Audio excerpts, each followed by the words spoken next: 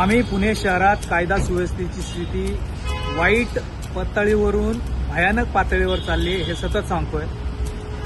खासदार मान्य सुप्रियाताई सुळे यांनी या संदर्भात अतिशय गंभीरपणे काही प्रश्न उपस्थित केले होते।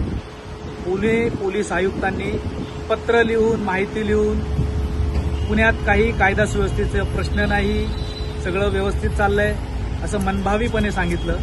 पण आज ज्या रेव पार्टीच्या संदर्भात आपण चर्चा करतो आहोत, अतिशय गंभीर गोष्ट पुणे शहरासाठी आहे।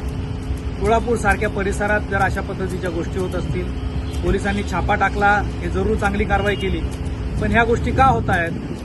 पुण्यात ड्रग्सचं प्रमाण इतक्या मोठ्या प्रमाणात का वाढलंय? कोयता गँग का वाढली आहे?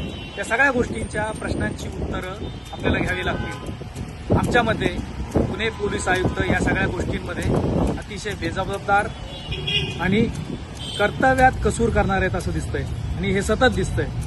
पुणे पोलिसांचा गुन्हेगारांना, अशा पार्ट्या करणाऱ्यांना धाक उरलेला नाही। आमच्यासारख्यांची तर मागणी आहे की पुणे पोलीस आयुक्तांना तातडीने इथून बाहेर न्यावं। पुण्यात अशा पद्धतीच्या रेव पार्ट्या, कोयता गँग, ड्रग्सचं थैमान या सगळ्या गोष्टी पुण्याला कधी शोभणाऱ्या नव्हत्या, त्या आता सुरू झाल्यात आणि त्याचं प्रमाण प्रचंड वाढलेलं आहे।